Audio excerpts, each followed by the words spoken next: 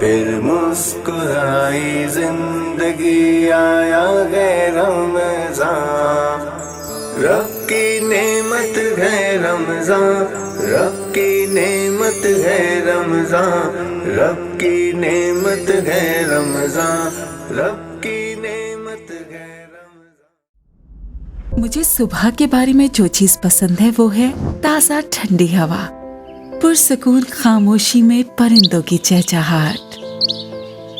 सुबह सवेरे कम्युनिटी में जॉगिंग एक कामयाब दिन के लिए जरूरी है। खूबसूरत सुबह का आगाज।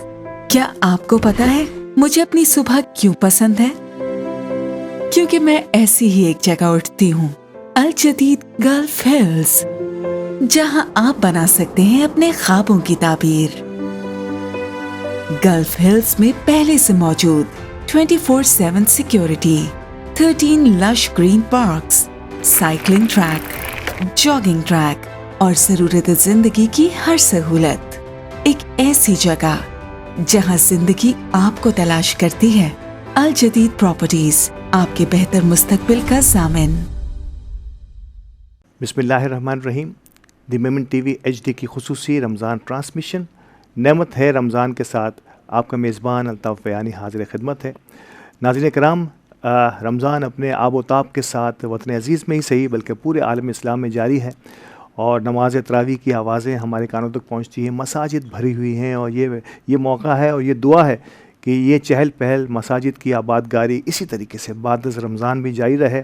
यकीनी तौर पर 5 रोज़ा और 6 रोज़ा तरावी अपने अख्ताम को पहुँच चुकी हैं और 10 रोज़ा तरावी अपने अख्ताम की तरफ गामज़न हैं और ये तरावियों का सिलसिला मसाजिद से तरावी और तिलावत की आवाज़ें इसी तरीके से जारी और जारी रहें, इसी दुआ के साथ कि हम इस सादत से पूरा फ़ायदा उठा सकें। इस रमज़ान ट्रांसमिशन को हमें जिन करम फरमाओं ने ताउन बख्शा है उनमें हमारे टाइटल स्पॉन्सर अल जदीद प्रॉपर्टीज़, जबकि पावर्ड बाय स्पॉन्सर्स में Sabrina builders and developers, okay state builders and developers, Rumi group builders and developers, Thara group of companies और तालू एसोसिएट। इन तमाम करम फरमाओं के और ख़ास तौर पे हमारे डायमंड स्पॉन्सर्स, हमारे गोल्ड स्पॉन्सर्स, हमारे सिल्वर स्पॉन्सर्स, हमारे गिफ्ट हैम्पर पार्टनर्स के भी हम दिल की गहराइयों से मशकूर हैं जिन्होंने इस पूरी ट्रांसमिशन को आप तक पहुंचाने में हमारे साथ ताउन किया। नाज़रीन, आगाज़ करते हैं नात रसूल मकबूल सल्लल्लाहु अलैहि वसल्लम और एक ईमान अफरोज़ बयान से। तो चलिए नात और बयान की तरफ चलते हैं। कोई दुनिया अता में नहीं हमता तेरा, वो जो हाथ में को मुयस्सर ये नज़ारा तेरा। कै उठे देख के बख्शिश में ये रुतबा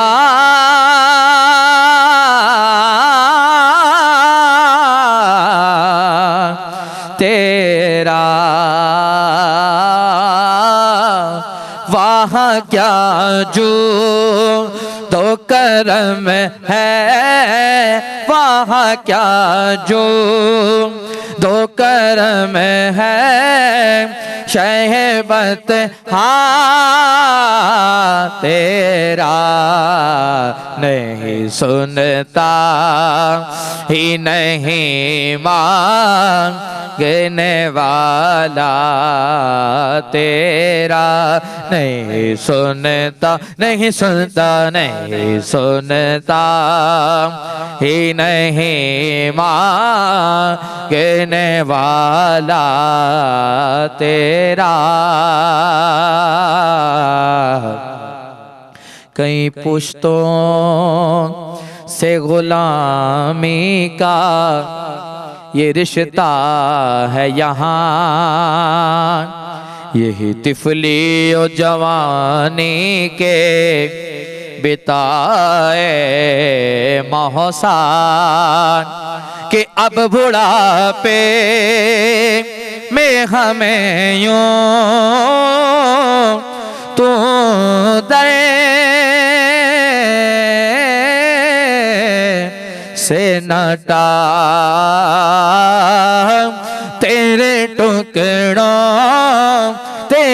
टुकड़ों पे पले गए की ठोकर पे न डाल जिड़की आँखां कहाँ छोड़ के सदका तेरा नहीं सुनता ही नहीं मांगने वाला तेरा कोई दुनिया है आता में नहीं हमता तेरा। फिर मुस्कुराई जिंदगी आया है रमज़ान, रब की नेमत है रमज़ान, रब की नेमत है रमज़ान, रब की नेमत है रमज़ान, रब की नेमत है रमज़ान। नहमदुहु व नसल्ली व नसल्लिमु अला रसूलिहिल करीम, अम्मा बअदु फ़अऊज़ु बिल्लाहि मिनश शैतानिर रजीम, बिस्मिल्लाहिर रहमानिर रहीम। वलौ अन्नहुम इज़ ज़लमू अनफुसहुम जाऊका फस्तग़फ़रुल्लाह वस्तग़फ़र लहुमुर रसूलु लवजदुल्लाह तव्वाबर रहीमा। सदक़ल्लाहु मौलाना अज़ीम। नाज़रीन इकराम, अज की अलग घाल करें जो मन थी रही है, प्यारे आका जी घाल करें जो दिल थी रही है, ऊ करीम आका कि जो हर वक्त पैदा थीन जे साथ तन्हाई में हर लम्हे पोती जी उम्मत जी खैर खाही ले करीने, पोती जी उम्मत जी बख्शिश ले करीने, पोते जी उम्मत जी गुनाही जी माफ़ी ले करीने रब जी बारगाह में गिड़गिड़ान ने आला हज़रत चुनता कि रो रो के दरिया बहा दिए हैं, मेरे करीम से घर कतरा किसी ने मांगा, दरिया बहा दिए हैं, दुर बे बहा दिए हैं, और अल्लाह क्या जहन्नम अब भी न सर्द होगा, रो रो के मुस्तफ़ा ने दरिया बहा दिए हैं। ये ऊ करीम आकाइन कि हुजूर सल्लल्लाहु अलैहि वसल्लम पोती जी उम्मत ले करीन ने हमेशा हमेशा हमेशा जो अल्लाह जी बारगाह में जो है ई बख्शिश जी जो है बख्शिश ले करीने जो है हमेशा अल्लाह जी बारगाह में जो है करन कि अल्लाह मुझी उम्मत में के बख्शी दे, मुझी उम्मत में के हिबा करी दे, मुझी उम्मत के तू बख्शी दे।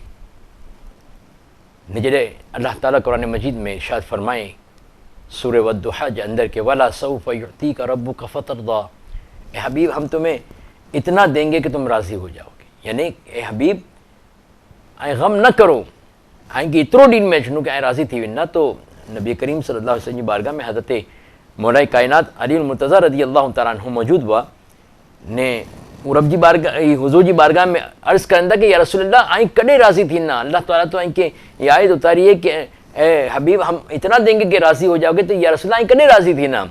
अल्लाहु अकबर। नबी करीम सल्लल्लाहु अलैहि वसल्लम इरशाद फरमांदा कि अली जॾहिं सुधी मुंहिंजो अकड़ो अकड़ो उम्मती जहन्नम जी आग से आज़ाद न करे ॾींहुं में अचे उन वक़्त तक राज़ी नहीं थी। अल्लाहु अकबर। हजब नारो के पांके नबी करीम सल्लल्लाहु अलैहि वसल्लम जी बारगाह में विरण जो मौक़ो मिले थो। हरमैन तय्यबैन जी हाज़िरी थिए थी, जॾहिं कोई हज ले वञे थो तो हुज़ूर जी बारगाह में वञे थो, जॾहिं कोई उम्रे ले वञे थो तो हुज़ूर जी बारगाह में वञे थो। ने हुज़ूर जी बारगाह करो आहे, हुज़ूर जी बारगाह आई करो, आई ओॾा वञो तो सही, आई कि ओॾा अपनाइयत से मिलनी, आई कि ओॾा ऊ मोहब्बत मिलनी कि जो जहिड़ी मोहब्बत केॾाई बि नहीं मिले। कोई हिकिड़ो ॼणो हीअं चई कि यार आउं त ओॾा मदीना शरीफ़ वञी रहियो पहिरीं वक़्त, आउं त ओॾा बिल्कुलु जो है अनजाणो ई आहियां, मूंखे तोखे बि ख़बर न आहे, मुंहिंजो कोई आहे बि न ओॾा जानी तो। अल्लाहु अकबर। कोई चई कि यार तूं कहिड़ी ॻाल्हि करे थो, अरे बदी की तो उड़ा है, अरे हुजूर बरकाई रही आहिनि न, हुजूर तो पंहिंजी महिमान नवाज़ी करी रहिया आहिनि, हुजूर तो बदी कीन पंहिंजे लाइ कई न, इन जे अलावा पंहिंजे लाइ आई करो। अल्लाहु अकबर। लेकिन पंहिंजे लाइ विनू ताईं तो पाण खे हाज़िरी ॾियण जो तरीक़ो बि न आहे, किन तरीक़े से हाज़िरी ॾियो आहे। अल्लाहु अकबर। पर विनू ताईं कि हिकिड़ो वक़्तु वो के लोग जॾहिं विना हुआ न तो दुनिया की खैराबाद करीने विन्ना के भाई हणा वञी रहियो आहियां, मुंहिंजी हाणे परवाह न करिजां, उन दर ते वञी रहियो आहियां कि बसि वापसि ना बि अचां त ऐं मुंहिंजे लाइ करीने जो आहे न ख़ैर ख़्वाही वारी दुआई करिजा कि आउं अचां ना अचां छॾी ॾिजां। हिनखे पहिरियों तो लंबा लंबा सफ़र हूंदा हुआ, तो लोग पहले विना हुआ, तो ऐं जॾहिं विना हुआ तो जॾहिं हुज़ूर जी बारगाह में विननि, तो हुज़ूर जी बारगाह में विनण जे बाद जो आहे हिकिड़ो करणा हुआ। हाणे पाण चवंदा कि पाण विनूं था न हुज़ूर जी बारगाह में, तो पाण जो तरीक़ो ई न आहे इतनो कि किन तरीक़े से हुज़ूर जी बारगाह में पाण खे मंगावा आहे, किन तरीक़े से हुज़ूर जी बारगाह में गिड़गिड़ावा आहे, हुज़ूर जी बारगाह जा आदाब पाण खे कीअं मिलनि, पाण कहिड़ो करिजे होॾां।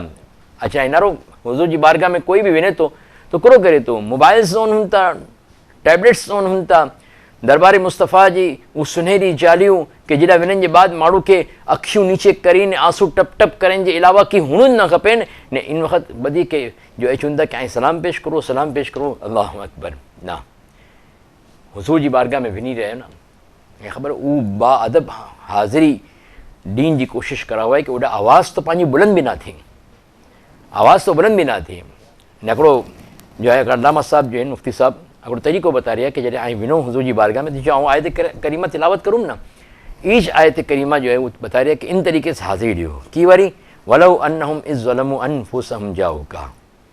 इन तर्जुमो करो है कि अगर जब वो अपनी जानों पर जुल्म करें, यानी कि जॾहिं पोते जान ते जुल्म करो, पछी इन बाद करो है फस्तगफिरुल्लाह वस्तगफर लहुमुर रसूल अल्लाहु अकबर। तो ए महबूब तुम्हारे हुजूर हाजिर हों फिर अल्लाह से माफ़ी चाहे, यानी कि अगर आएंगे अल्लाह से इस्तग़फ़ार करनी आए तो आएंगे महबूब अलैहिस्सलातु वस्सलाम जी बारगाह में हाजिर डी ने पछी अल्लाह जी बारगाह में इस्तग़फ़ार करनो है, पछी अस्तग़फ़िरुल्लाह इस्तग़फ़ार करी ने कि हुजूर जी बारगाह में वञो तो आएंगे सिर्फ़ इस्तग़फ़ार करनो है ने हुजूर जी तरफ़ जो आएंगे जो क़ल्बी मैलान रखनो है कि या रसूलल्लाह जी बारगाह में आवियो है न अल्लाह जी बारगाह में इस्तग़फ़ार करी रहियो है, इस्तग़फ़ार करी रहियो है। तो आई अल्लाह जी बारगाह में जरा इस्तग़फ़ार करना तो अल्लाह ताला फरमाए तो कि और रसूल इनकी शफात फरमाए, यानी कि आई सिफारिश करना या रसूलल्लाह आई सिफारिश करना आई शफात करना तो अल्लाह ताला जो है तौबा कबूल करन वारो मेहरबान आइन के पाइना। यानी कि हुजूर जी बारगाह में हाज़िरी ॾिनो किन तरीक़े से आहे कि आई हाज़िरी ॾियो ने हुजूर जी बारगाह में विनो तो ॿियो कोई कम न करनो, इस्तग़फ़ार करनो है ने हुजूर जी बारगाह में अर्ज़ करनी रहनी है, दरूद पाक पढ़ने इस्तग़फ़ार करने के अल्लाह जी बारगाह में अची वियो आहे। ऐं जो मुजरिम इहो आहे ऐं दुनिया में गुनाह जे अलावा की बि न करूं, बसि हाणे ऐं के मुंहिंजी बख़्शिश करनी आहे, ऐं के मुंहिंजी सिफ़ारिश करनी आहे, ऐं शफ़ात करनी आहे। इंशाअल्लाह इन चीज़ के पाण वापसि अगरि आइन जो असांजो सामनो थींदो, मुलाक़ात थींदी तो इंशाअल्लाह इनके पास कंटिन्यू करना है। इन के बाद पछी आला हज़रत जो शेर बयान करिए आहिनि उन अशार के अंदर पाण खे हाज़िरी जो तरीक़ो मिली वञो कि किन तरीक़े से हुज़ूर जी बारगाह में हाज़िर हुआ। वक्त की क़िल्लत है, अल्लाह ताला बदी जो हामी नासिर होए। वाखिर दावाना अल्हम्दुलिल्लाह रब्बिल आलमीन वस्सलामु अला रसूलिल करीम सल्लल्लाहु तआला अलैहि वसल्लम। फिर मुस्कुराई जिंदगी आया है रमज़ान, रब की नेमत है रमज़ान, रब की नेमत है रमज़ान, रब की नेमत है रमज़ान, रब की नेमत है रमज़ान। मुझे सुबह के बारे में जो चीज पसंद है वो है ताज़ा ठंडी हवा, पुरसकून खामोशी में परिंदों की चहचहाट। सुबह सवेरे कम्युनिटी में जॉगिंग एक कामयाब दिन के लिए जरूरी है। खूबसूरत सुबह का आगाज। क्या आपको पता है मुझे अपनी सुबह क्यों पसंद है? क्योंकि मैं ऐसी ही एक जगह उठती हूँ, अल जदीद गल्फ हिल्स, जहाँ आप बना सकते हैं अपने ख्वाबों की ताबीर। गल्फ हिल्स में पहले से मौजूद 24/7 security, 13 lush green parks, cycling track, jogging track और जरूरत जिंदगी की हर सहूलत। एक ऐसी जगह जहां जिंदगी आपको तलाश करती है। अल जदीद प्रॉपर्टीज, आपके बेहतर मुस्तकबिल का ज़ामिन। يا من صليت بكل الأنبياء، يا من في قلبك رحمة للناس، يا من ألفت قلوبا بالإسلام، يا حبيبي يا شافعي يا رسول مولى الله بأمي وأبي فديتك سيدي صلاة وسلام عليك يا نبي حبيبي يا محمد أتيت بالسلام والهدى محمد.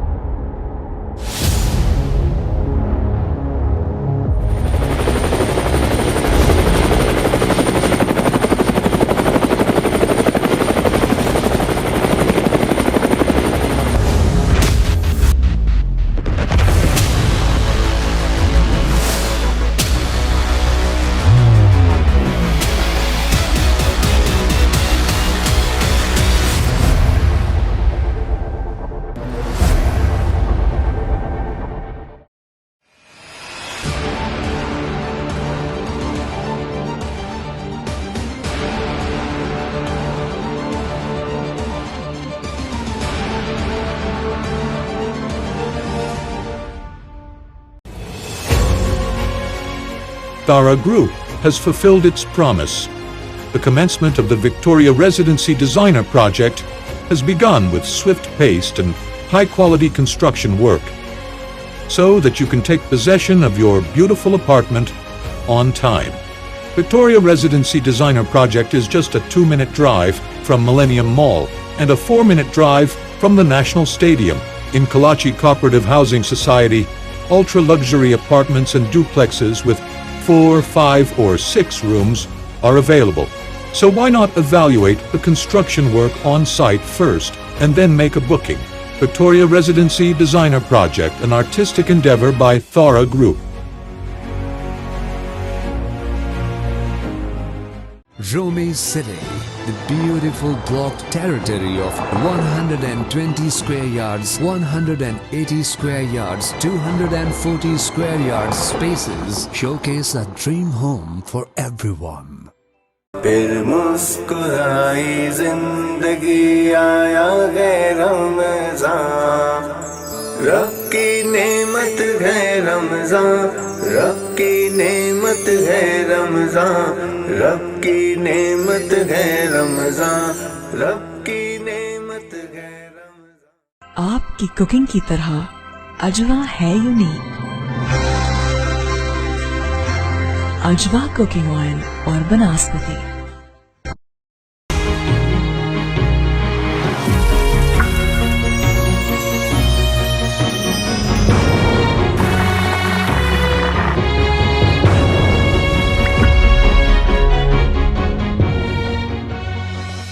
दी मेमन टीवी एचडी में मैं हूं आपकी होस्ट मेहरी मोटन। मेमन टीवी एचडी लेकर आया है इस रमज़ान में आपके लिए मज़े मज़े के पकवान, मज़े मज़े की रेसिपीज़। तो चलिए हम आज आकर अपनी रेसिपी स्टार्ट करते हैं मेहमान दस्तरखान में। आज हम बनाने जा रहे हैं बीफ दलीम, जिसको मैंने थोड़ा सा हाफ़ कुक कर लिया है। बीफ दलीम के लिए हमें जिन अज्जा की ज़रूरत है उसमें है गेहूं और चने की दाल। मैंने इसमें और कोई इंग्रेडिएंट्स शामिल नहीं किए हैं और दालें शामिल नहीं की हैं। गेहूं जो है वो बहुत एक ग़ज़ाइयत से भरपूर है। तो रमज़ान में मेरे घर में ये रोज़ बनती है ये रेसिपी और रोज़ खाई जाती है ये दलीम। तो आज मैं आपको सिखाने लगी हूँ चिकन हलीम। अच्छा, इसके लिए हमें चाहिए चिकन, हरी मिर्चें, कड़ी पत्ते, काले मिर्च का पाउडर, नमक, चिकन पाउडर, थोड़ी सी हल्दी, थोड़ा सा ऑयल। चिकन में हमने नमक, काले मिर्च, पिसा हुआ धनिया, लहसुन अदरक डालकर और हरी मिर्च डालकर इसको बॉईल कर लिया है। और ये गेहूं और चने की दाल है, इसमें मैंने हल्दी और नमक डाल के इसको भी बॉईल कर लिया है। ये हाफ़ कुक्ड है दोनों चीज़ें। तो अब हम इसको यहाँ बनाना स्टार्ट करते हैं। चलते हैं हम इसकी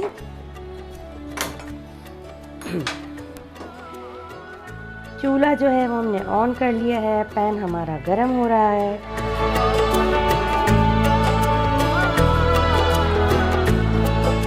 ऑयल डालेंगे थोड़ा सा। बिल्कुल मामूली सा, तकरीबन 1 टेबल स्पून।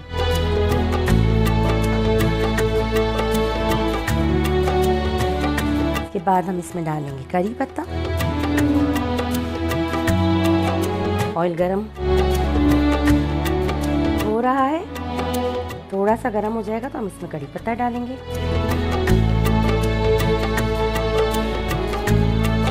करी पत्ता डाल दिया।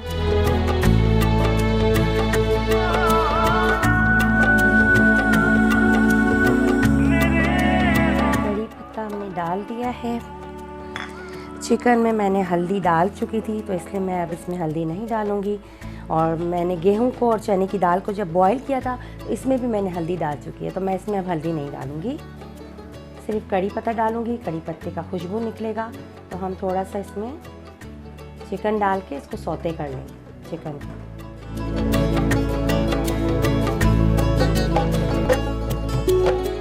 मुझे तो बड़ा अच्छी सी एक कड़ी पत्ते की स्मेल आ रही है।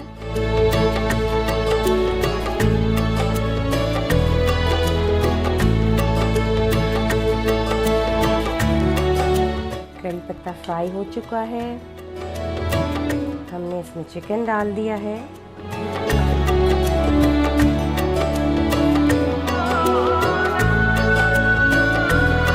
चिकन में नमक, काली मिर्च का पाउडर, लहसुन अदरक पेस्ट, पिसा हुआ धनिया, चिकन पाउडर सब डाल के हम इसको थोड़ा सा सौते कर लेंगे। थोड़ा सा मुझे पानी चाहिए।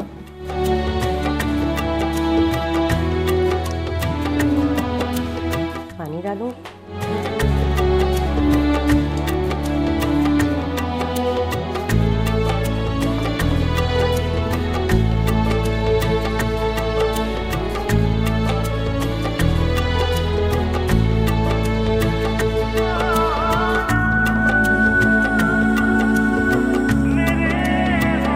मैंने दालें बिल्कुल नहीं डाली हैं, चने की दाल भी बिल्कुल थोड़ी सी डाली है।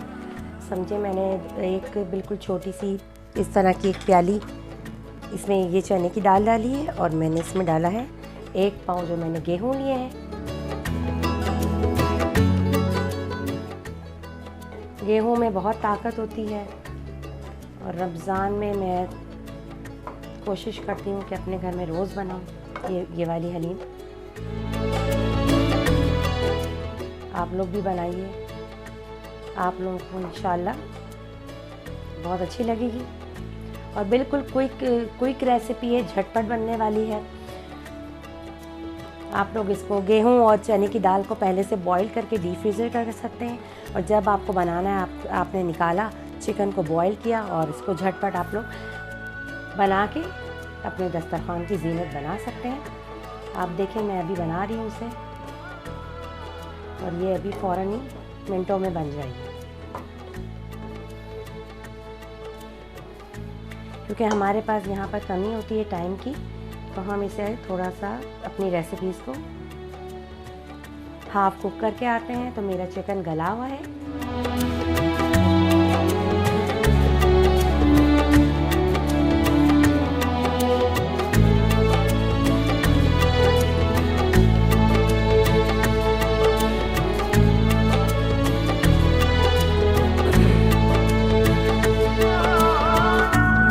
अच्छा जी, चिकन मेरा हो गया है, गला हुआ है। अब हम इसमें ये बॉइल्ड गेहूं और चने की दाल मिक्स कर लेंगे।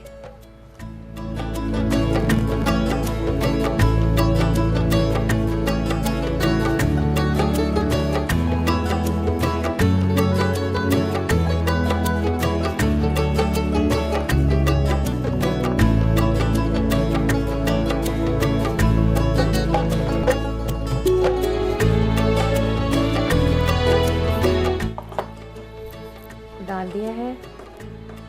अब हम इसमें डालेंगे नमक,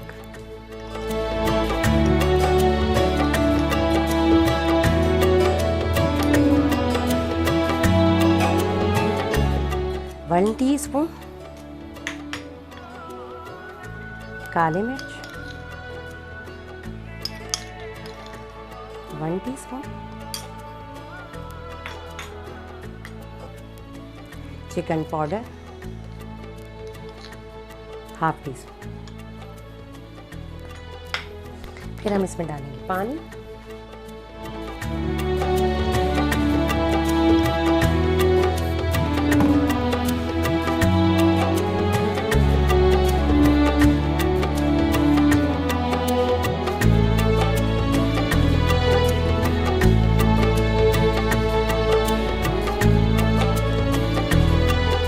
ये नॉर्मल जो हम लोग हलीम बनाते हैं, दलीम बनाते हैं, या जिसे हम खिचड़ा भी कहते हैं, ये उससे बिल्कुल मुख्तलिफ होती है। इसके ऊपर बिल्कुल कोई भी लाल प्याज, अदरक वगैरह की कोई गार्निशिंग नहीं होती है। सिर्फ इसमें जो है ऊपर जो है पुदीना डलेगा और नींबू के साथ हम इसे खाएंगे। बहुत ही सेहत बख्श है, आप लोग इसको ज़रूर ट्राई कीजिएगा और आप लोगों को ये बहुत पसंद आएगी। बिल्कुल झटपट बनने वाली रेसिपी है। पहले हम सोचते हैं कि हलीम बनाना जो है बहुत मुश्किल है, 1 घंटे पहले भिगाओ, 2 घंटे पहले उसके भिगाओ, फिर उसे एक लंबा प्रोसेस जो हम 1 दिन पहले से कर रहे होते हैं। मगर ये वाली हलीम जायके से भरपूर है, सेहत के लिए बहुत अच्छी है और झटपट क्विक रेसिपी है।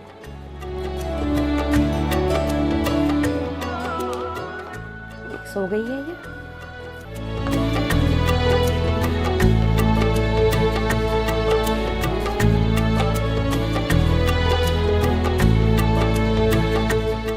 आप देख लीजिए, ये आपको ये मुझे थोड़ी सी गाढ़ी लग रही है, तो मैं इसमें पानी थोड़ा सा और ऐड करूँगी।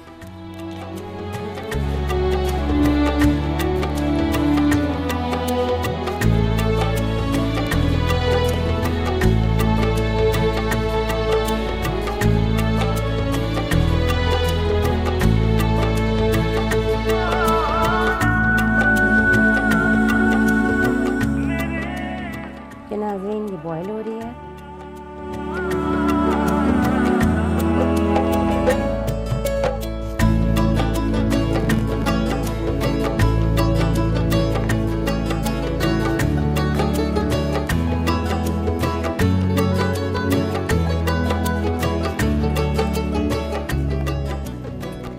जब तक ये बॉयल होगी,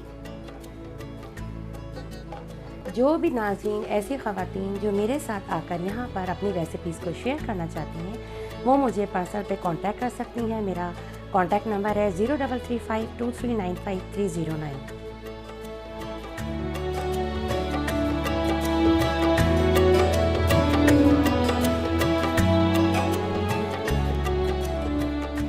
अब देखें, इसमें सारी चीज़ें जो है यकजा हो गई, चिकन भी और गेहूँ भी। अब हम इसमें डालेंगे पुदीना।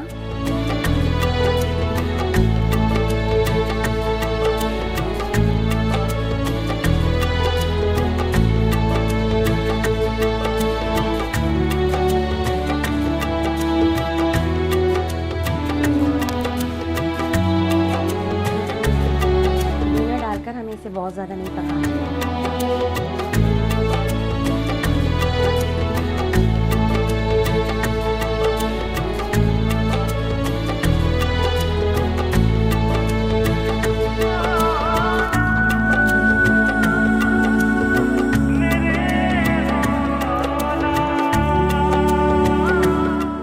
नाज़रीन, ये हमारी हलीम या हमारी दलीम जो है रेडी है।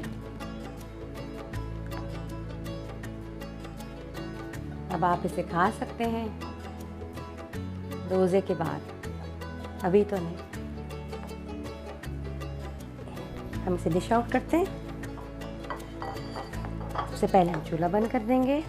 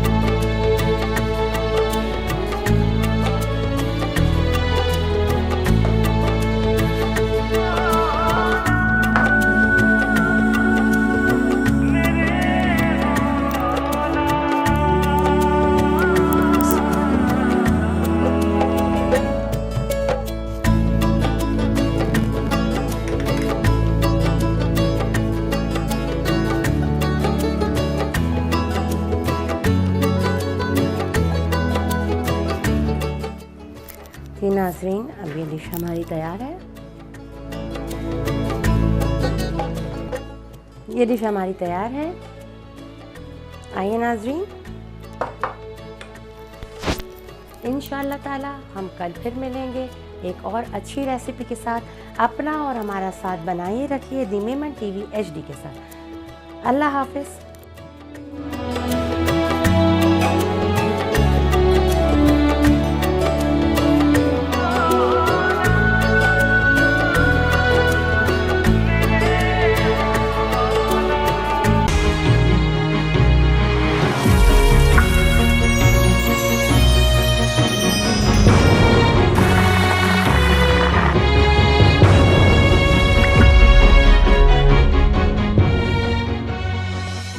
आपकी कुकिंग की तरह अजवा है यूनिक। अजवा कुकिंग ऑयल और बनस्पति।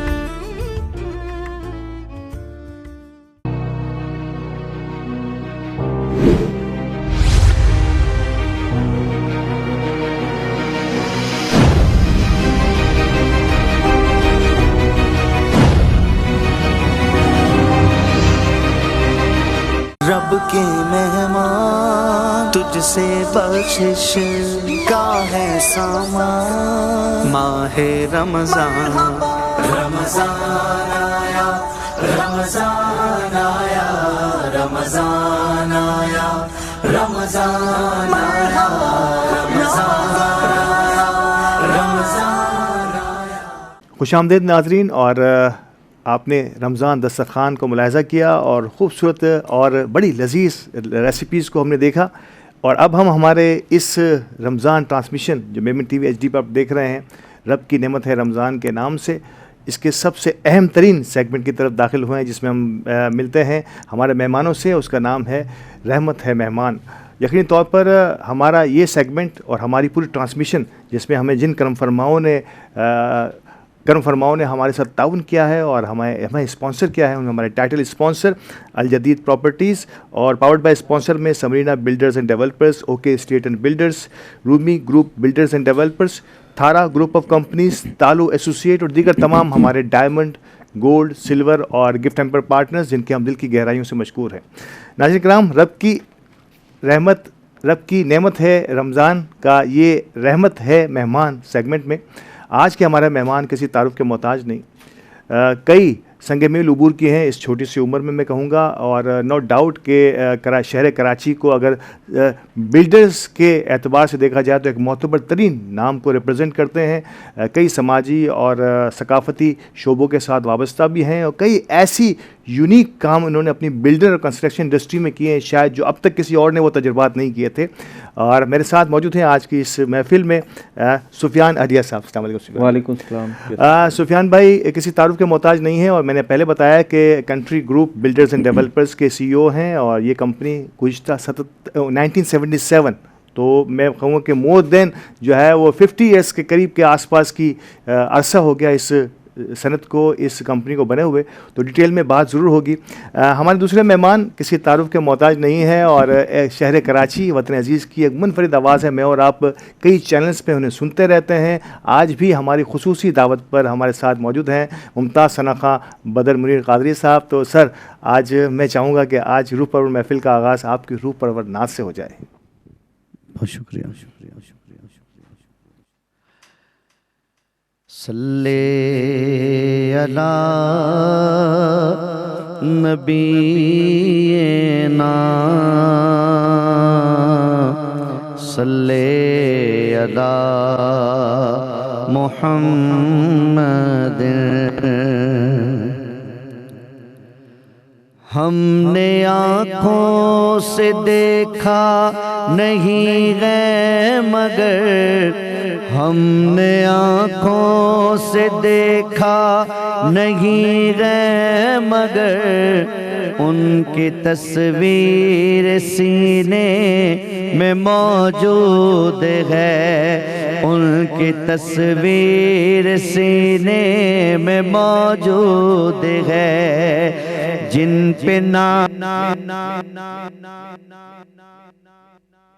हुआ, जिन पे नाजिल कलामे इलाही हुआ, वो मोहम्मद मदीने में मौजूद है, वो मोहम्मद मदीने में मौजूद है। फूल खिलते हैं पढ़ पढ़ के सल्ले अला, फूल खिलते हैं पढ़ पढ़ के सल्ले अला, झूम कर कह रही है ये वादे सबा। फूल खिलते हैं पढ़ पढ़ के सल्ले अला, झूम कर कह रही है ये वादे सबा। ऐसी खुशबू चमन के गुलों में कहाँ, ऐसी खुशबू चमन के गुलों में कहाँ, जैसी खुशबू नबी के पसीने में है, जैसी खुशबू नबी के पसीने में है। हमने माना कि जन्नत बहुत है हसी, हमने माना कि जन्नत बहुत है हसी, छोड़ कर हम मदीना न जाए कहीं। हमने माना कि जन्नत बहुत है हसी, छोड़ कर हम मदीना न जाए कहीं। यूं तो जन्नत में सब है मदीना नहीं, यूं तो जन्नत में सब है मदीना नहीं, और जन्नत मदीने में मौजूद है, और जन्नत मदीने में मौजूद है। जिन पे नाज़िल कलामे इलाही हुआ, जिन पे नाज़िल कलामे इलाही हुआ, वो मोहम्मद मदीने में मौजूद है, वो मोहम्मद मदीने में मौजूद है। समा सा बांध देते हैं बदर साहब आप। यकीनी तौर पर जब भी हमारी इस महफ़िल का आगाज़ नात रसूल मकबूल सल्लल्लाहु अलैहि वसल्लम या ख़ास तौर पर आपकी आवाज़ से होता है, एक माहौल सा बन जाता है। और यकीनी तौर पर आपका बहुत बहुत शुक्रिया कि हमारी दावत पर आप हमारे पास मौजूद होते हैं और इस रूह परवर अंदाज़ में हमारी महफ़िल का आगाज़ करते हैं। नाज़रीन किराम, नात रसूल मकबूल सल्लल्लाहु अलैहि वसल्लम से आगाज़ हो चुका है और अब बात रहमत है मेहमान के साथ कुछ गुफ्तगू का आगाज़ करते हैं। नाज़रीन किराम, जिस मेहमान का मैंने आगाज़ में तारुफ कराया, सुफियान आडिया साहब मेरे साथ मौजूद हैं, CEO हैं country group builders and developers के। सुफियान भाई, सबसे पहले तो बहुत शुक्रिया आज की इस महफिल में एक बार फिर कि आप अपने वक्त में से तशरीफ़ निकाल के लाए, क्योंकि इफ्तार का वक्त होता है और इस दरमियान में बेशतर लोगों का ख्याल होता है कि वो घर पहुँचे, जितना जल्दी घर पहुँचे, लेकिन आज हमारे साथ हमारे स्टूडियो में आप मौजूद हैं, बहुत शुक्रिया आपका। बहुत शुक्रिया sir, country builders and developers किसी तारुफ का मोहताज नहीं है, इस बारे में कुछ पूछना आपसे, मैं तो सबसे पहले आपके बारे में कुछ पूछना चाहूँगा कि सुफियान आज एक कामयाब तरीन बिल्डर, समाजी हैसियत से भी नो डाउट आडिया फैमिली का एक बहुत बड़ा किरदार रहा है। आपके वालिद मोहतरम मोहम्मद अली आडिया साहब, आपके ब्रदरान और फिर आप खुद कई समाजी शोबों से वाबस्ता हैं। ख़ुद ये सुफियान आडिया जो है का बचपन कैसा, किन गलियों में गुजरा, कहाँ से इब्तदाई तालीम हुई और कैसे आज एक कामयाब इंसान के तौर पर नौजवानों के लिए यकीन तौर पर ये मशल रहा और रोल मॉडल भी होंगे आप? जी, पहले बहुत शुक्रिया अल्ताफ़ भाई आपका, मेमन TV का जो आप लोगों ने मदऊ किया। बिल्कुल ऐसा है कि सबसे पहले तो अल्लाह ताला का बहुत करम है कि अल्लाह ताला ने आज यहाँ पहुँचाया, माँ बाप की दुआएं हैं बेशक, उनका सदका यहाँ पहुँचे। इब्तिदाई तालीम पहले स्कूल सेंट माइकल स्कूल थी क्लिफ्टन पे, उस टाइम पे वहाँ से पढ़े कॉन्वेंट से। उसके बाद DHA कॉलेज से इंटर किया, उसके बाद मोहम्मद अली जिन्ना यूनिवर्सिटी से MBA किया। बट ये जो कॉलेज के बाद का जो टाइम था, उसके बाद उसी टाइम पे वाले साहब ने ऑफिस पे आने की एक ड्यूटी लगा दी थी। जी जी। वो ड्राइवर खड़ा होता था बाहर, कॉलेज से छुट्टी होती थी तो 2-3 घंटे 4 घंटे ऑफिस डेली रोज़ाना। जिम्मेदारी नहीं होती थी, बट ये कि आना होता था, खाली आके देखो हो क्या रहा है। तो इसी तरीके से जब यूनिवर्सिटी में आए तो गाड़ी नहीं मिलती थी, सख्ती रखी थी, तो आज ये अच्छा है उसको। अब मैं तो यंग जनरेशन को कहता हूँ जो अपने वालिदैन को कहते हैं हमें अलग गाड़ी दे दो, ड्राइवर दे दो, तो बिगड़ने का ज़्यादा चांस होता है। तो कैसे ट्रैवलिंग होती थी उस मौके पर? बस वो ड्राइवर सुबह होता था, रात तक होता था ड्राइवर। अच्छा। दोस्तों में भी जाना है तो गाड़ी ड्राइवर अवेलेबल है, जब जाना है, अकेले नहीं जाना है। तो उसमें भी टाइमिंग होती थी कि भाई रात को आपने 10 बजे 11 बजे बस मैक्सिमम घर आना है, उसके बाद ख़त्म जो काम में बस दिन में निपटा। क्या बात है। दोस्ती यकीनी तौर पर पेरेंट्स का बड़ा एक टची सब्जेक्ट होता है पेरेंट्स के लिए कि मेरे बच्चे के जो दोस्त हैं ना, उनका रवैया कैसा है, खुद वो खदो खाल में कैसे हैं, खुद कहाँ उठता बैठता है, हमारा बच्चा किन दोस्तों में उठता है। आप खुद दोस्ती के बारे में खुद अब यकीनी तौर पे उस दोस्ती के स्टेज से निकल के अब आपके बच्चों की दोस्ती की बारी आती है, तो एज एन पेरेंट भी और एज एन अपने बच्चों के भी आप खुद अपने आप को कैसे देखते हैं कि दोस्ती कितनी बड़ी अहम होती है बच्चों की तरबियत में? बहुत अहम रखती है, और इसमें खाली दोस्त बच्चे की नहीं, उस बच्चे के दोस्त के पेरेंट्स भी बड़ा इंपॉर्टेंट रोल प्ले करते हैं कि किस फैमिली बैकग्राउंड से वो ताल्लुक़ रखते हैं। तो वही चीज़ उसके बच्चे के अंदर अपब्रिंगिंग में आती है। अब जैसे कि हमारी जब एज थी ना यंग, तो हम हर किसी से दोस्ती रखते थे, तो वालिदैन पूछते थे भाई किससे दोस्ती है क्या है, तो हम होते थे यार बहुत ज़्यादा इंटरफेरेंस है, ये थोड़ा अजीब लगता था। बट आज उसका जब हम खुद पेरेंट्स बन गए हैं तो आज मैं खुद अपनी मिसेस को बोलता हूँ कि अब बेटे का ज़रा चेक करो, बेटी का चेक करो, किसके साथ आ रहे हैं, किसके घर पे आना जाना है। तो ऐसे नहीं कि हर किसी के घर आना जाना हो। तो इसी तरीके से कोशिश ये करते हैं कि अपनी कम्युनिटी के लोग हों या कोई जान पहचान के रेप्यूटेड अच्छे इज्जतदार ख़ानदानी लोग हों, तो उनसे बच्चे रखे ताकि उन्हीं से तरबियत सीखते ना। जो आपकी कंपनी होती है ना, man is known by his company. क्या बात। तो वो अगर बुरी सोबत में जाए बच्चा तो बुरी चीज़ें ही सीखेगा। तो दीनदार फैमिली हो, अच्छे लोग हों, तो उन्हीं में जब जाए तो वक्त आने पे नमाज भी पढ़ेगा, चीज़ों को भी सीखेगा, समझेगा। तो वो बड़ा इंपॉर्टेंट होता है कैरेक्टराइज। एक बड़ी खूबसूरत बात करते करते आप गुजर गए, जो है वालिदैन का किरदार, असल किरदार वालिदैन का खुद बंदे को कब समझ आता है, जब वो खुद वालिद बनता है या पेरेंट बनता है। बड़ी अहम तरीन बात की आपने। मैं इस पे आऊँगा, इस पे आप और बड़ा ज़बरदस्त बात कर रहे हैं आप। इस पे खूब रोशनी डालिए कि जब आप बाप बने और जब आपको अंदाज़ा हुआ तो अपने उन पेरेंट्स की अहमियत का कुछ और बढ़ जाती है हमारी नज़रों में। देखिए जब पेरेंट बनते ना कुछ साल तो समझ ही नहीं आता शादी के बाद, और अब इनमेच्योर लाइफ का एक हिस्सा चल रहा होता है। बट जब बच्चों की एज जैसे जैसे बड़ी होती है ना, वो जब बच्चे अपने फ्रेंड सर्कल में जा रहे हैं, इंडिपेंडेंसी आती है ना, उस टाइम पे पेरेंट्स को अलार्मिंग सिचुएशन होती है। अच्छा अब ये कहाँ जा रहे हैं, किसकी बर्थडे में जा रहे हैं, किसके साथ घूमने जा रहे हैं, किसके यहाँ अगर स्टडीज़ का प्लान है तो कौन कौन दोस्त हैं, किस तरीके से है। तो वो हर चीज़ पे चेक्स एंड बैलेंसेस। फिर मेन जो है वो अच्छा एजुकेशन तो चलो ठीक है, पढ़ना नहीं पढ़ना वो अपनी जगह है, वो बच्चे पढ़ ही लेते हैं टाइम के साथ।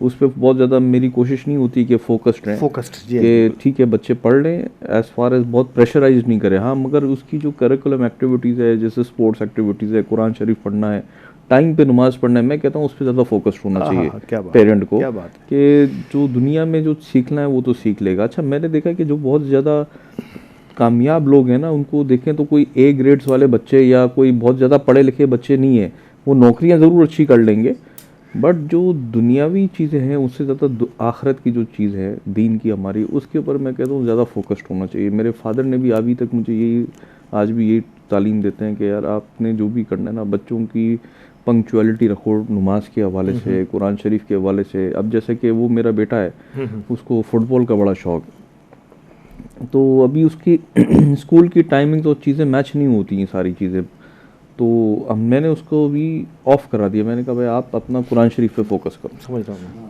तो ना कि आपके फुटबॉल छुट्टियों में आप खेल लो। जब आपकी कुरान शरीफ इस लेवल पे हो जाए, कारी साहब बोले ना हाँ कि अभी इंडिपेंडेंट हो गया, तो फिर आप खेल लो कुरान, जाओ फुटबॉल खेलो। क्या बात, तो मैं ये फोकस इस कोशिश करता हूँ ये इस चीज़ पे। ये मतलब इतनी अहम तरीन बात है नाज़रीन। मैं पिछले 2-3 प्रोग्राम से कम्युनिटी और जितने भी हमारे, जिसे हम कहते हैं कि बड़े नाम हैं हमारी सोसाइटी के, इनमें मैं एक बड़ी अहम तरीन बात नोट कर रहा हूँ, ख़ास तौर पे यंग पेरेंट्स में, कि वो फोकस्ड हैं अपने बच्चों के साथ, रिलीजियस अफेयर्स के साथ, और ये बड़ा इंपॉर्टेंट काम है। और सबको अब ये इल्म हो गया है कि अगर आपने आज के इस दौर में, ये गैजेट्स का दौर है, अगर यहाँ हमने इस चीज़ पर फोकस नहीं किया कि इनकी रिलीजियस रिहेबिलिटेशन जो है ना वो भी साथ साथ होती रहे, तो शायद मुश्किलात का शिकार होंगे। गैजेट्स शायद आपके दौर में, जब आप इस उम्र में होंगे जिसमें आपके बच्चे हैं, उस वक्त गैजेट्स का इतना इस्तेमाल नहीं था, इतना सब। आप ज़ाती हैसियत में इन गैजेट्स को नुकसानदेह समझते हैं या फ़ायदे की चीज़ समझ रहे हैं? मैं समझता हूँ ये बहुत ज़्यादा नुकसानदेह है। बल्कि अभी तो मैं कुछ टाइम पहले पढ़ रहा था, चाइनीज़ जो रिसर्च कर रहे हैं वो कहते हैं कि 15-16 ईयर्स तक के एज के बच्चों के पास गैजेट्स ही नहीं होने चाहिए, मोबाइल फ़ोन्स तो बैन कर देना चाहिए। जैसे ये स्टेटमेंट चाइनीज़ गवर्नमेंट की तरफ से आना शुरू हुआ ना, तो आप नोट करें अमेरिका में एप्पल के मोबाइल के शेयर्स नीचे आने शुरू हो गए, क्योंकि उसके आईपैड और जो लैपटॉप्स और जो वो थे सारे वो सब बैन होना शुरू हो रहा था। जो चाइनीज़ एक बहुत बड़ी मार्केट है ना, 2 अरब से ऊपर की उसकी पॉपुलेशन, तो ये बहुत सोच समझ के, अभी भी आप किसी अच्छे हेल्थ केयर के या डॉक्टर से मशवरा करें तो वो बोलेंगे आप उसकी टाइम लाइन्स बनाएं कि कितना स्क्रीन टाइम है बच्चे का, वो बड़ा इंपॉर्टेंट है। अभी आप देखें तो आज बच्चा कार्टून देख रहा होगा या मोबाइल में होगा। अब मोबाइल और कार्टून वो पहले के ज़माने में नहीं है जो हम हमारे एज में देख रहे होते थे, आज बहुत ही वल्गर किस्म का कंटेंट डाल दिए, तो वो आप एक लिमिट से ऊपर वॉच भी नहीं कर सकते अपने बच्चों को कि वो क्या देख रहे हैं, किस तरफ जा रहे हैं। इससे बेहतर है कि उनकी मेंटल एक्टिविटीज़ हों या हेल्दी एक्टिविटीज़ हों, जो कि आउटडोर, या चाहे वो क्रिकेट खेले, स्विमिंग पे जाए या फुटबॉल खेल ले, कोई ना कोई एक्टिविटी होनी वो ज़्यादा इंपॉर्टेंट है। तो मेरी उसके लिए अवॉइड हम कर नहीं सकते, बच्चों के साथ फिर बहुत ज़्यादा जिद बहस में जाना पड़ता है, क्योंकि वो मोबाइल होगा तो अब पहले होता था कि वो वीडियो गेम्स के पहले वो निंटेंडो और ये सारा आता था, सारी चीज़ें आ गई, प्ले स्टेशन, अब मोबाइल पे सारे वो एप्लीकेशंस आ गई हैं। तो मेरी कोशिश ये होती है कि बच्चे को इतना बिजी कर दो कि उसके मोबाइल पे जाने का टाइम ही ना हो। वो स्कूल से आए, अपना लंच कर ले तो कारी साहब वेट कर रहा हो तो जी कारी साहब से पढ़ लिया, कारी साहब के बाद अपना स्कूल का होमवर्क कर ले, ट्यूशन जाना है ट्यूशन चले जाए, शाम को अपना 1 घंटा 1.5 घंटा खेल ले, रात को खाना वाना खाए सो जाए। कोशिश बिजी रखो, यानी कि उसको इस हद तक बच्चों को बिजी रखें कि कम से कम स्क्रीन टाइम इसको मिले या मौका मिले कि वो यहाँ तक जाए। कम से कम स्कूल लाइफ में तो ये बहुत ज़रूर होना चाहिए। पसंदीदा सब्जेक्ट क्या रहा सुफियान का, जिन अदवार में स्कूल टाइप हो, कॉलेज टाइप हो, यानी कि जिसमें ज़्यादा मज़ा आता था या कि यार ये पढ़ने में बड़ा आसान भी था और ज़रा ज़्यादा शौक से पढ़ा जा सकता है? ड्राइंग के अलावा मेरी तरफ में ड्राइंग में बड़ा बहुत अच्छा था। अच्छा, मेरा ऐसा है कि फादर का हमेशा फोकस होता था कि आपका अकाउंट्स होना चाहिए भाई, बाकी चीज़ें अपनी छोड़ दो, अकाउंट्स पे मेन फोकस करो, क्योंकि मेमन है तो हिसाब किताब बोला ये चीज़ इतनी फंडामेंटल है कि जो चीज़ धंधा शुरू करोगे ना तो अकाउंट से शुरू करो। क्या बात है। तो अल्हम्दुलिल्लाह अकाउंट से बड़ा अच्छा फोकस रहा, बल्कि ये यहाँ तक के था कि जितने दोस्त यार थे ना वो उसमें हम ए आते थे तो सब पूछते थे भैया मैं भी सिखा दो, साथ बैठाओ यार ये कौन से फॉर्मूला है, मेंटोर बन गया आपने। तो अल्लाह का शुक्र है अकाउंट्स मेन सब्जेक्ट रहा था, अकाउंटिंग मेन सब्जेक्ट रहा और होना भी चाहिए, नो डाउट। मैं तो कह रहा हूँ कि सिर्फ मेमन कम्युनिटी की बात नहीं हो रही, यहाँ अगर हिसाब किताब में अगर कोई कम्युनिटी किसी वजह से थोड़ा सा मार्कअप आगे ले गई है तो इसकी वजह शायद ये भी होगी कि जो भी शख्स इस अंदाज से अपने मामलात की कैलकुलेशंस में ज़्यादा किसी भी किस्म की कैलकुलेशंस हो उसमें अगर माहिर होगा तो शायद हो सकता है कि वो अच्छे से अपनी लाइफ को बहुत ज़्यादा अच्छे अंदाज में मैनेज कर सकता है। बड़ी दिलचस्प गुफ्तगू मोहतरम सुफियान नाडिया साहब से मेरी जारी है, और नो डाउट मुझे वक्फे के लिए कहा जा रहा है, ये ज़रूरी भी है, हमारी इस ट्रांसमिशन का हिस्सा भी है। तो हमारे साथ रहिएगा, कुछ ही देर में कुछ वक्फों के बाद वापस आते हैं और सुफियान साहब से इस गुफ्तगू का बाकायदा आगाज़ करते हैं। रब के मेहमान तुझसे बख्शिश का है सामान, माहे रमजान रमजान आया रमजान आया रमजान आया रमजान आया रमजान आया। मुझे सुबह के बारे में जो चीज पसंद है वो है ताज़ा ठंडी हवा, पुरसकून खामोशी में परिंदों की चहचहाहट। सुबह सवेरे कम्युनिटी में जॉगिंग एक कामयाब दिन के लिए जरूरी है। खूबसूरत सुबह का आगाज। क्या आपको पता है मुझे अपनी सुबह क्यों पसंद है? क्योंकि मैं ऐसी ही एक जगह उठती हूँ, अल जदीद गल्फ हिल्स, जहाँ आप बना सकते हैं अपने ख्वाबों की ताबीर। गल्फ हिल्स में पहले से मौजूद 24/7 security, 13 lush green parks, cycling track, jogging track और जरूरत जिंदगी की हर सहूलत। एक ऐसी जगह जहां जिंदगी आपको तलाश करती है। अल जदीद प्रॉपर्टीज, आपके बेहतर मुस्तकबिल का ज़ामिन। يا من صليت بكل الأنبياء، يا من في قلبك رحمة للناس، يا من ألفت قلوبا بالإسلام، يا حبيبي يا شافعي يا رسول الله، بأمي وأبي فديتك سيدي، صلاة وسلام عليك يا نبي. حبيبي يا محمد، أتيت بالسلام والهدى محمد.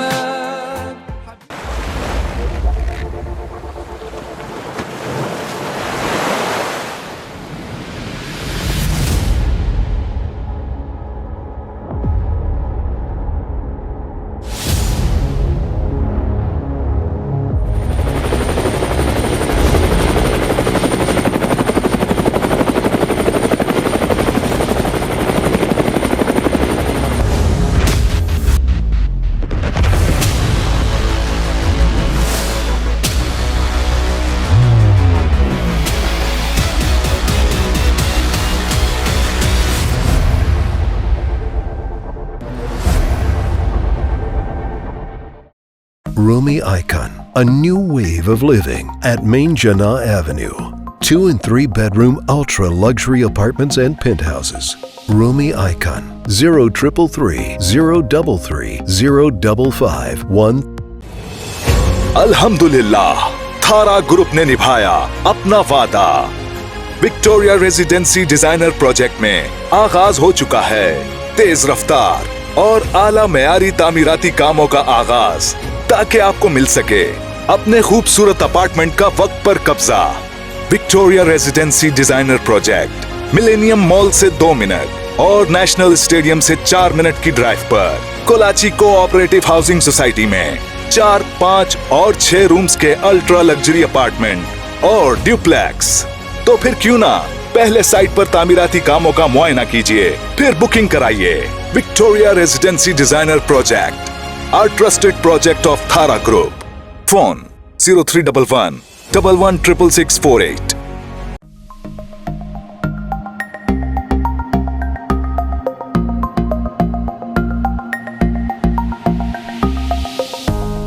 रब के मेहमान तुझसे बख्शिश का है सामान, माहे रमजान रमजान आया रमजान आया रमजान आया रमजान आया रमजान आया। खुशामदीद एक बार फिर रहमत है मेहमान के इस एपिसोड में। और रहमत है मेहमान के आज के सेगमेंट में हमारे यंग पेरेंट, मेरे लिए शायद कंपनी से ज़्यादा अब ये एक आइडियल यंग पेरेंट बन गए कि जिस अंदाज से इन्होंने बच्चों की तरबियत को एक ख़ास इमेज और एक ख़ास लिमिट्स के साथ आगे बढ़ाने की कोशिश की है। लेकिन यकीनी तौर पर अब इस मौके पर और इस हिस्से में प्रोग्राम की मुझे बात करनी है इनकी अपब्रिंगिंग एज ए बिजनेसमैन। आपने कहा कॉलेज से निकलते ही ड्राइवर तैयार खड़ा होता था, कोई जिम्मेदारी नहीं थी, कोई पाबंदी नहीं थी, लेकिन ये रूटीन ज़रूर था कि आपने ऑफिस जाना है 2-4 घंटों के लिए। आपके वो 2-4 घंटे शायद हो सकता है कभी कभार आपको थोड़ा भारी भी पड़ते हों, कुछ कराहियत भी होती हो कि यार ये क्या ज़िम्मेदारी इस उम्र में मुझ पे लगा दी है। लेकिन आज का सुफियान अगर उस ज़िम्मेदारी को या उस रिस्पॉन्सिबिलिटी को देख रहा है तो क्या समझता है, क्या सीखा सुफियान ने? मैंने ये सीखा कि अब मैंने अपने बच्चों को भी है ना इसी तरह करना है, बल्कि मैंने उसकी अभी भी जो छुट्टी होती है ना स्कूल से या कहीं आना जाना होता है, समर वेकेशन इवेंट, तो कोशिश करता हूँ 1-2 घंटे उसको ऑफिस बुला लेता हूँ साथ। क्या बात। तो वो एटलीस्ट आके खाली बैठा होता है, सिर्फ सुन रहा होता है, वो काम कुछ नहीं करना होता उसको, बट वो जब वो इन्वायरमेंट देख रहा होता है, चीज़ें होती हैं, तो बच्चे की लर्निंग होती है, उसका माइंड डेवलप होना शुरू होता है कि मैंने इस एज के बाद ना कहीं घूमने नहीं जाना है, कोई आउटलाइन पे नहीं जाए, क्योंकि प्रॉब्लम ये होता है कि बहुत नैरो टाइम होता है इसके अंदर, स्कूल कॉलेज और फिर उसके दोस्तों के माहौल में ज़्यादा एक्टिविटी अगर उसको मिल गई तो उसका बड़ा चांसेस होता है कि बच्चे आउटलाइन पे चले जाएं, फिर वो दोस्तों में, फिर उसका माइंड वापस से धंधे पे लाना वो बड़ा मुश्किल सब्जेक्ट है। तो जब वो देखता है ना पेरेंट्स को, भाई ये हार्ड वर्किंग एफर्ट्स है, ये नहीं कि दरख्त पे पैसे उगे हुए, मेहनत करनी है, काम करना है, मीटिंग्स किस तरह ऑर्गेनाइज करनी है, लोगों से किस तरह डील करना है, किसको किस तरह रिस्पेक्ट देनी है, तो वो कारोबारी चीज़ें सीखना शुरू हो जाता है, ना कि वो वल्गैरिटी में जाए।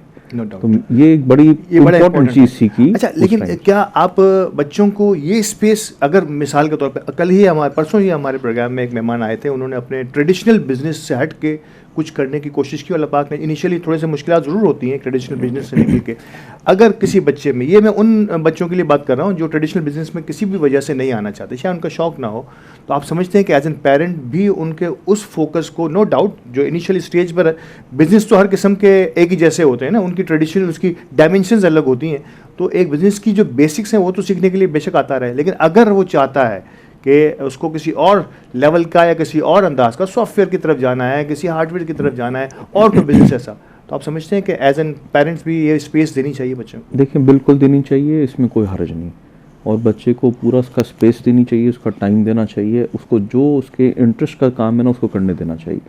देखिए, जहाँ तक मैं अपनी बात करूँ तो जब मुझे मेरे पेरेंट फादर ने जब इन्वॉल्व किया बिज़नेस में, तो हम लोग की मैंने टेक्सटाइल इंडस्ट्री भी थी उस टाइम पे, बरखा टेक्सटाइल, तो मैं फैक्ट्री पे जाया करता था, कंस्ट्रक्शन के साथ साथ हमारा टेक्सटाइल का भी बिजनेस था। ठीक है।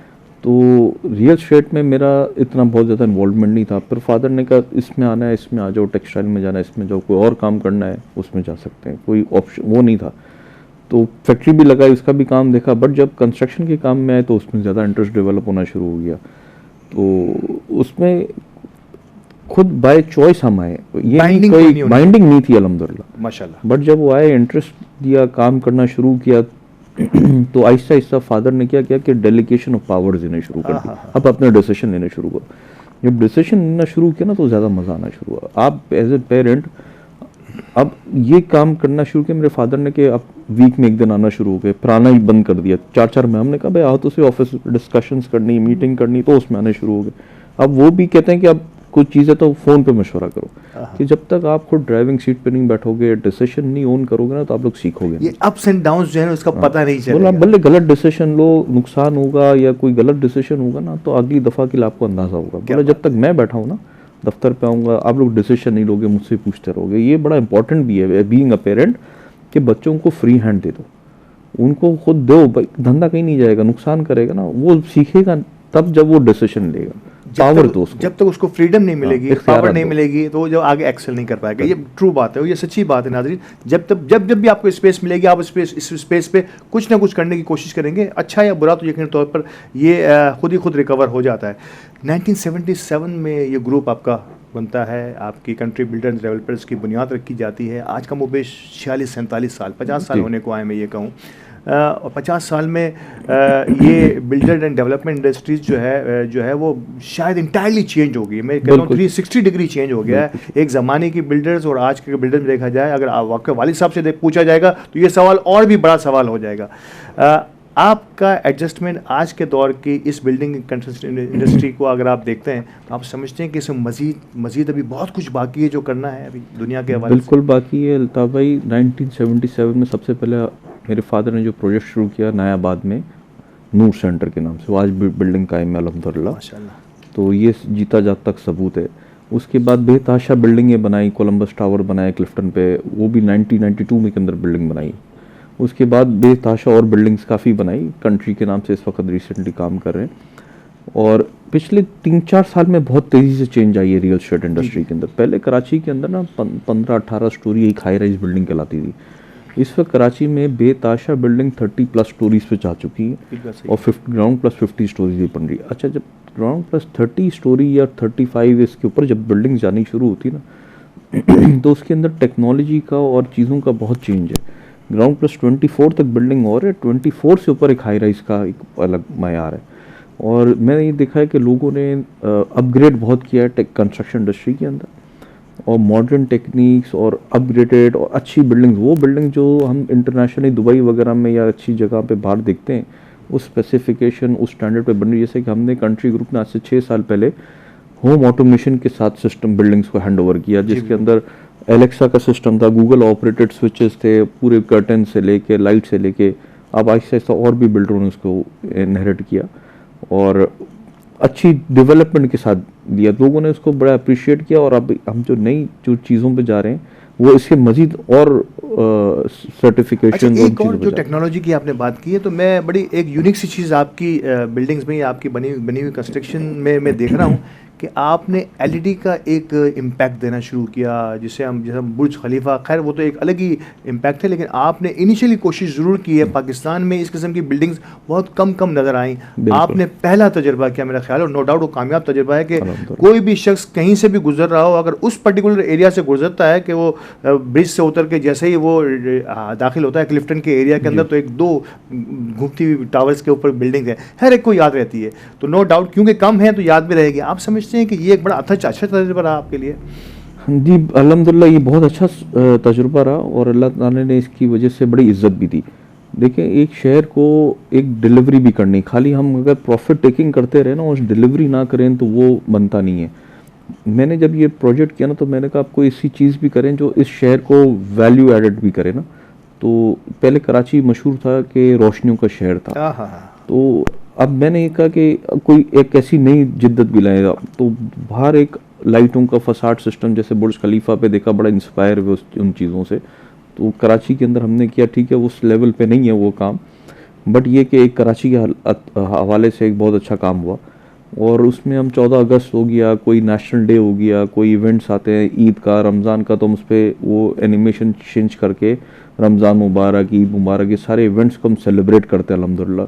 तो पब्लिक बड़ा अप्रिशिएट भी करती है और एक शहर के लिए एक वैल्यू एडिशन भी है, मैं ये समझता हूँ। अच्छा, ये तो हो गई आपकी अब तक की कारकर्दगी। अब एक और सुनने में ये आया है, ये मैं आज के प्रोग्राम में कंफर्म भी कर लूँ कि गुलशन मेमार के करीब जो है एक और डिजिटल सोसाइटी का एक क़याम होने वाला है, जो कि इंतहाई लो कॉस्ट भी होगी। यानी कि लो कॉस्ट से मुराद उन लोगों के लिए जिनका ख्वाब है एक अच्छी सोसाइटी के अंदर रहना। थोड़ा सा खदोखाल बताइए कि क्या सोचा है इस बार सुफियान ने, कि वहाँ ऐसा क्या होने वाला है कि जिसकी इतनी ज़्यादा जो है वो लोग का वेट कर रहे हैं? बिल्कुल अल्ताफ़ भाई, इंशाल्लाह हमारा बहुत सून ये प्रोग्राम है। गुलशन मेमार के मुतसल्लिक हमने ज़मीन ली हुई है, कोई तकरीबन 150 एकड़ के ऊपर। उसके ऊपर हम हाउसिंग सोसाइटी लाने का प्लान कर रहे हैं, जो कि बहुत ही बेहतरीन और मॉडर्न सोसाइटी होगी, जो कि स्मार्ट सिटी होगी। उसके अंदर यहाँ तक कि हमने प्लान किया हुआ है कि उसके जो कैमराज हैं वो भी सब स्मार्ट कैमराज होंगे। अगर आपको किसी का इंफॉर्मेशन निकालनी कि कौन कब सोसाइटी में एंटर हुआ, कब एग्जिट हुआ, उससे सब हर चीज़ को नोट किया जाएगा उस कैमरे की रिकॉर्डिंग की मदद से। प्लस उसके पार्क से लेके वो भी जदीद पार्क्स होंगे, जो कि आईटी पार्क्स होंगे, स्मार्ट पार्क्स कहलाते हैं, जिसके अंदर बच्चों के लिए साइंटिफिक चीज़ें हैं और उस तरीके की बेतहाशा चीज़ें हैं। इसी तरीके से उसकी स्ट्रीट लाइट्स के अंदर भी सेंसर्स और टेक्नोलॉजी बेस्ड होंगी कि जैसे जैसे गाड़ी जाती रहे वो लाइट ऑन होती रहे, लाइट पीछे पीछे ऑफ हो जाए या डिम हो जाए। तो इसी तरीके से पानी का सिस्टम है, ताकि क्योंकि इलेक्ट्रिक कॉस्ट बहुत ज़्यादा बढ़ चुकी है, तो इसी तरीके से सोलर के हवाले से बहुत जदीद उस पर काम कर रहे हैं। तो इसकी सारी प्लानिंग चल रही है, जो कि स्टेट ऑफ द आर्ट अच्छी जो मॉडर्न टेक्निक्स के ऊपर जो सोसाइटी प्लान होती है, ताकि इकोनॉमिक्स के ऊपर काम हो, मिनिमम उसकी गैस कंजम्पशन हो, उसके इलेक्ट्रिक बिल्स यूनिट चीज़ों को यूटिलिटीज़ के जो कॉस्ट है ना वो मिनिमाइज होनी चाहिए, बिल्कुल, कि वो सस्टेनेबल सोसाइटी बननी चाहिए, ना कि वो अनप्रैक्टिकल सोसाइटी हो और नॉर्मल तरीके से वो ना रन कर रही। हम उसके ऊपर अभी वर्किंग चल रही है, चीज़ों को डिस्कस कर रहे हैं। कब एक्सेप्ट कर रहे हैं हम इस सोसाइटी को मंजर आम पर आने के लिए? हमने प्लान किया इंशाल्लाह कि बकरा ईद के फ़ौरन बाद को इंशाल्लाह लॉन्च करेंगे। बकरा ईद के फ़ौरन बाद शहर कराची की शायद मेरा ख्याल ये पहली सोसाइटी होगी, और ये कर क्यों सकते हैं? इनकी बातों से नहीं, इनके किए हुए काम के ऑटोमेशन, जिसे हम कहते हैं कि सिंगल आवाज़ पर किसी एक ही सिंगल बटन से आप पूरे घर को कंट्रोल कर रहे हों, और गूगल के साथ जिसे कहते हैं कि IT बेस्ड घर बना दिया, तो ये सबसे पहले ये लाए country builders and developers. LED का जिसकी मैंने बात की, अब तो चंद ही बिल्डिंग्स हैं, एक आधी बिल्डिंग है, वो इन्हीं की मरून मिन्नत है। और अब जब इन्होंने तहिया किया है कि एक ऐसा जो है वो स्मार्ट सिटी टाइप की स्मार्ट सोसाइटी बनेगी, तो शायद वो दिन दूर नहीं जब हम और आप मिलकर उस सोसाइटी का आगाज़ करेंगे, उसका विज़िट करेंगे, और शायद मेमन TV की टीम भी वहाँ मौजूद होगी, जब हम बताएंगे कि उस सोसाइटी के अंदर क्या क्या ऐसा है जो अब तक पाकिस्तान में कहीं नहीं देखने जा रहा। आखिरी सवाल, आपका एक और बड़ा अहम तरीन रोल समाजी खिदमत के हवाले से दिखाता है, तो एतमाद ट्रस्ट जो कि साबिक IG सिंध ग़ुलाम नबी मेमन साहब की फाउंडिंगशिप में ये हुई है। आप ख़ुद भी इसका बड़ा अहम तरीन पार्ट हैं और बोर्ड ऑफ गवर्नेंस का हिस्सा भी हैं। कैसे देखते हैं इस एतमाद को? ये ऑर्फनेज यानी कि उन यतीम बच्चों के लिए जिनके बेसहारा बच्चों के लिए एक जो है वो घर है, जिसे मैं कहूँ, जिसे हम यतीम खाना भी कहते हैं, ऑर्फनेज हाउस, कैसे देखते हैं? और कुछ थोड़ा सा इस बारे में भी अवाम उन्नास को बताइए। आज से कुछ 2-3 साल पहले ग़ुलाम नबी मेमन साहब ने मुझसे डिस्कस किया कि सुफियान भाई, हम एक ग्रुप बनाया हमने, मैं चाहता हूँ आप उसमें शामिल हो। वो हम एतमाद ट्रस्ट के नाम से बनाए, और एतमाद होम है बदीन के अंदर, हम प्लान कर रहे हैं कोई ऑर्फनेज, तो आप इसमें आना चाहेंगे? मैंने कहा जी बिल्कुल, इंशाल्लाह आना चाहेंगे। तो उसकी फिर मीटिंग्स हुई, उसमें डिस्कशंस हुई। पहले एक छोटा जगह पे 2000 गज के प्लॉट पे बनाना चाह रहे थे, फिर लोगों ने इसमें मशवरा दिया कि कोई अच्छी जगह ले लें, बड़ी जगह पे कर लें। तो इस वक्त अल्हम्दुलिल्लाह 5 एकड़ के ऊपर वो बनाया जा रहा है, और वो 300 बच्चों का एक ऑर्फनेज बन रहा है, और स्टेट ऑफ द आर्ट उसका बना रहे हैं ऑर्फनेज, जिसकी अंदर हर किस्म की फैसिलिटी है। उसके अंदर फ़िलहाल हमने इनिशियली 30 घर बनाए। एक घर के अंदर 10 बच्चे होंगे, उसके अंदर एक मदर होगी, एक उसके साथ उसकी मेड होगी।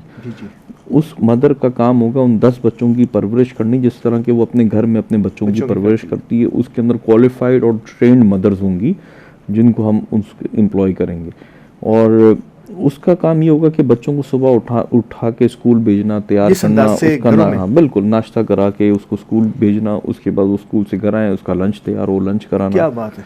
नमाज के लिए मस्जिद वहाँ बना रहे हैं 300 बच्चों के लिए पूरी, और उस बच्चे के जो उसका लिटरेट किस्म का पढ़ा लिखा इमाम साहब रखना है, जो उन बच्चों की दुनियावी और दीनी तालीम दोनों करे वहाँ पे, कि जो उसको नमाज के तरीके, दीन की तालीम सब वहाँ पे दे। वहीं पे फुटबॉल ग्राउंड बना रहे हैं, बैडमिंटन कोर्ट्स और इस तरीके की फैसिलिटीज़ भी दे रहे हैं। साथ में नियर फ्यूचर हमने प्लान किया कि एक स्कूल भी हम तामीर करें।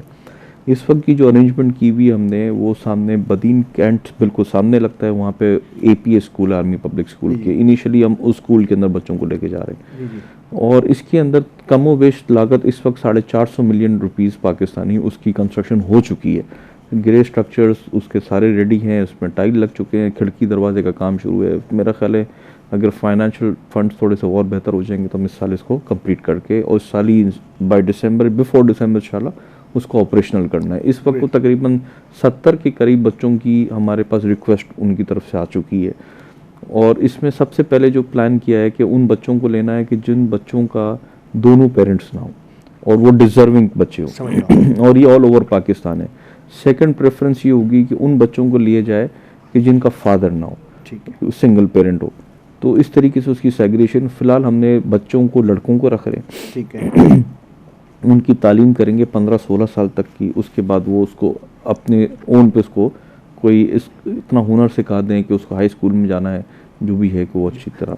क्या एज लिमिट होगी यहाँ दाखिले के लिए? कोई किस एज तक के बच्चे मिनिमम ले प्लान सकते कर रहे हैं कुछ 4 से 5 साल 4 का से 5 बच्चा साल हो, का ताकि वो अवेयर हो और फिर इसी अंदाज से इसकी अपब्रिंगिंग हो पूरी। नाज़रीन देख रहे हैं पायलट प्रोजेक्ट है ये एतमाद ट्रस्ट का पहला पायलट प्रोजेक्ट, पाकिस्तान का पहला मैं कहूँगा यकीन तौर पर अपनी नौयत का, कि ये ऑर्फनेज हाउस बनाया जा रहा है उन बेसहारा बच्चों के लिए जिनके सर से मैं कहता हूँ कि वालिदैन की का साया उठ चुका है, उनके लिए ये कोशिश है। और हम सब सर इस नेक काम में आपके साथ हैं और जब भी ज़रूरत होगी इंशाल्लाह द मेमन टीवी HD हमेशा आपके साथ रहेगा और अवामुन नास तक आपके ये कलमात पहुँचाने के लिए भी हम आपके साथ होंगे।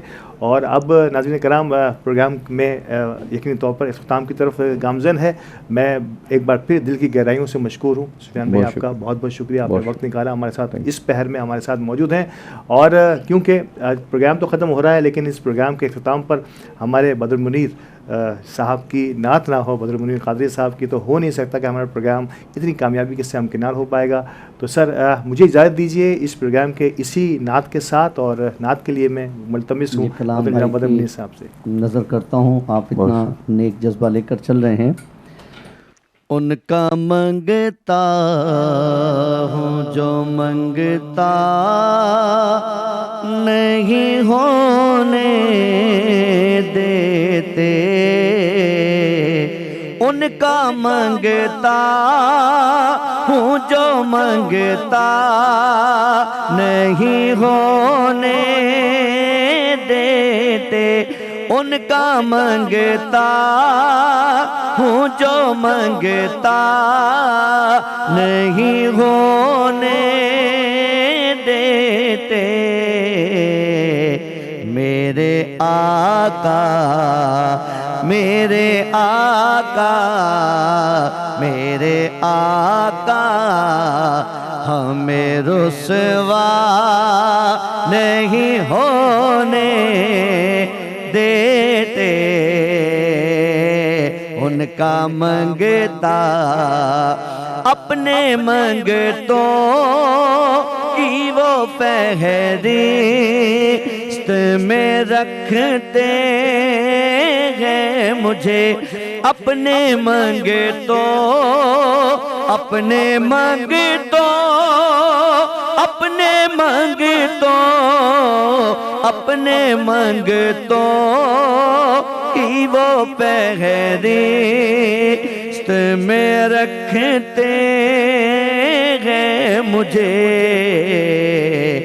मुझको मोहताज मुझको मोहताज मुझको मोहताज किसी का नहीं होने देते, उनका मंगता मेरे हर ऐब की करते हैं वो पर्दा पोशी, मेरे हर ऐब मेरे हर ऐब मेरे हर ऐब मेरे हर ऐब की करते हैं वो पर्दा पोशी। मेरे जुर्मों मेरे जुर्मों मेरे जुर्मों का तमाशा नहीं होने देते, उनका मंगता हूँ जो मंगता नहीं होने देते, उनका मंगता हूँ मैं। फिर मुस्कुराई जिंदगी आया है रमज़ान, रब की नेमत है रमज़ान, रब की नेमत है रमज़ान, रब की नेमत है रमज़ान, रब की नेमत